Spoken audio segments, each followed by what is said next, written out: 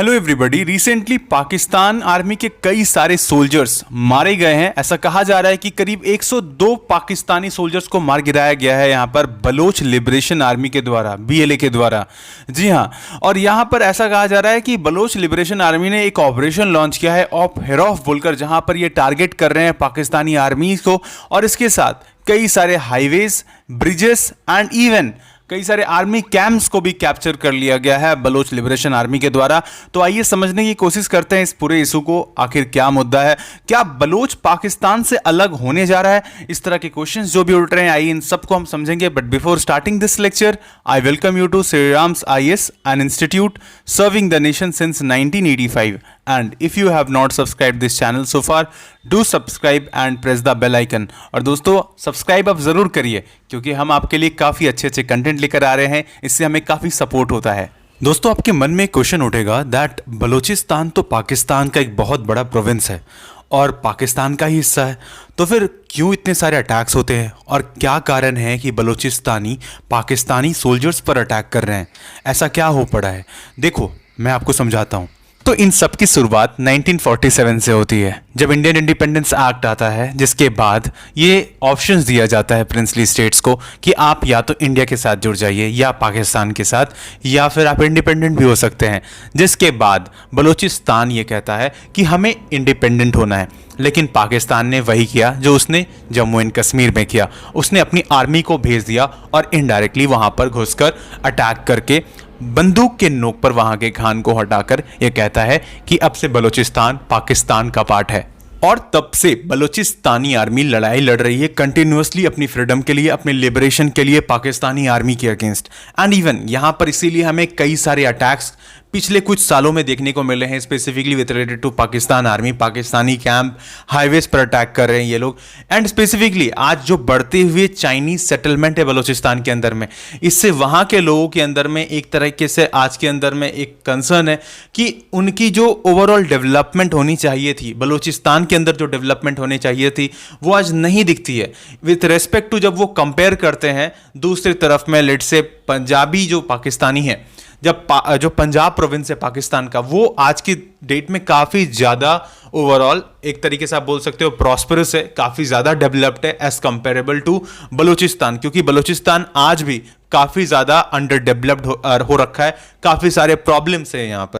और इन सब के साथ बलूचिस्तानी इस चीज़ से भी डरते हैं कि जिस तरीके से चाइनीज़ इन्फ्लुएंस कंटिन्यूअसली बलूचिस्तान में बढ़ रहा है, और इवन जिस तरह के यहां पर चाइनीज अपने प्रोजेक्ट्स चला रहे हैं, तो इन फ्यूचर कहीं चाइना बलूचिस्तान को अपनी कॉलोनी ना बना ले, तो इस चीज का भी यहां पर डर रहता है। और इसलिए हमने देखा है कि कई बार जो चाइनीज प्रोजेक्ट्स है वहां पर कई बार बलूचिस्तान लिबरेशन आर्मी के द्वारा उन पर अटैक्स भी किए गए हैं। Now, one of the very important question is that why Balochistan is so important for Pakistan? Try to understand its geography first. ये बलूचिस्तान पाकिस्तान के साउथ वेस्ट में लोकेटेड है। इसके साथ इसकी बाउंड्री ईरान के साथ में भी अटैच्ड है और साथ साथ ये अफगानिस्तान के साथ में भी है। और इवन पाकिस्तान का सबसे important port Gwadar port, it is located in Balochistan only.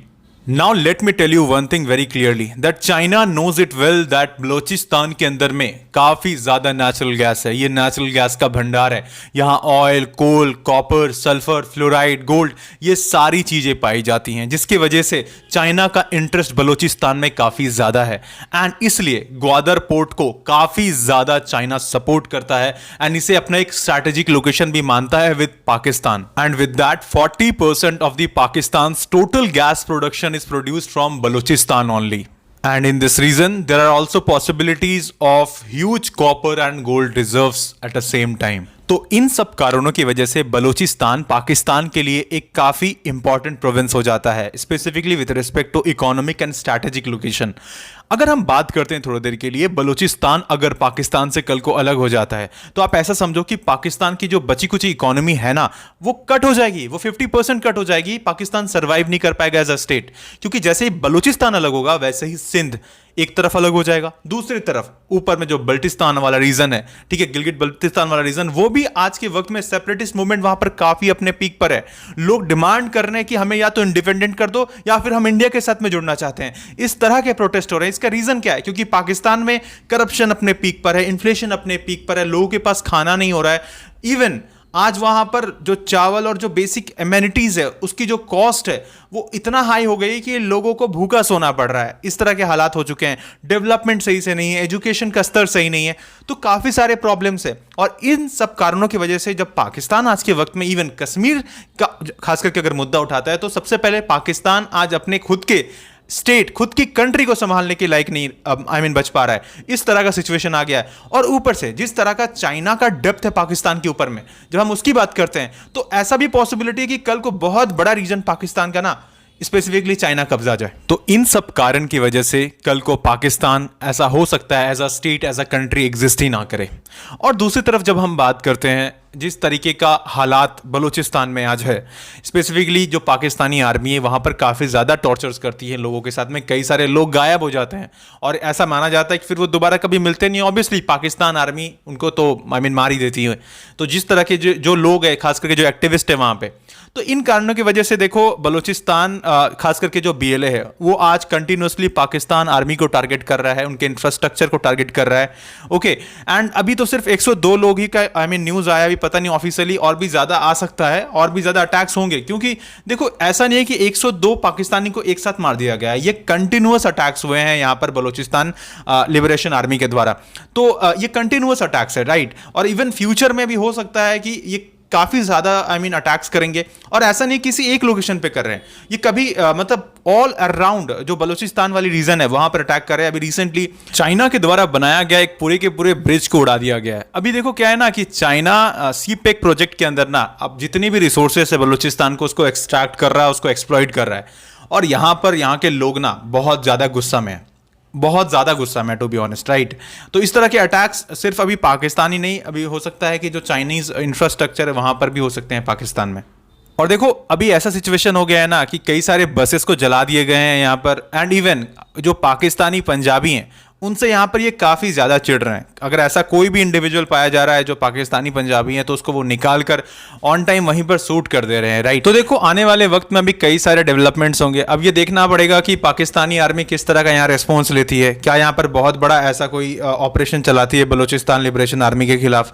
And even इसके साथ एक और चीज काफी इंटरेस्टिंग हो जाएगा कि रिसेंटली हमने देखा था ग्वादर पोर्ट में काफी सारे प्रोटेस्ट हो रहे थे बलूचीज के द्वारा, तो बलूचिस्तान के जो लोग हैं उनके द्वारा यहाँ पर प्रोटेस्ट किया जा रहा था। तो उस तरह का जो भी प्रोटेस्ट है वो और भी ज्यादा यहाँ पर मतलब और भी ज्यादा तीव्र हो सकता है, बहुत ज्यादा यहाँ पर और भी मांगे उठ सकती हैं specifically with respect to Balochistan and Gwadar port. तो ये काफी इंटरेस्टिंग होगा देखना किस तरह के डेवलपमेंट्स होते हैं, चाइना का क्या रिस्पॉन्स आता है, इवन पाकिस्तान की जो मीडिया है उनका क्या रिस्पॉन्स आता है। तो ओवरऑल काफी इंटरेस्टिंग होगा इन सब चीज को समझना। नाउ एट लास्ट दोस्तों, अगर आप यूपीएससी 2025 या 2026 इवन अगर आप किसी स्टेट पीसीएस एग्जाम के लिए प्रिपेयर कर रहे हो, तो उस केस में अगर आपको फ्री ऑफ कॉस्ट अच्छे क्वालिटी लेक्चर्स चाहिए तो बिल्कुल श्री राम्स आईएएस चैनल में आपको इस तरह के अच्छे अच्छे लेक्चर्स और इवन पूरे कंप्लीट कोर्सेज मिलेंगे। आप हमारे जो नए इनिशिएटिव है, खास करके प्रज्ञा मैम रिसेंटली इंडियन पॉलिटी से रिलेटेड काफी अच्छे लेक्चर्स लेकर आ रही हैं, तो आप उस कोर्सेज के साथ में जुड़ सकते हैं। हर दिन शाम 4 बजे आपको इस तरह के लेक्चर्स मिल जाते हैं लाइव, तो आप बिल्कुल जुड़िए, श्री राम आईएएस के चैनल को सब्सक्राइब कर लीजिए। And with that may God bless you all.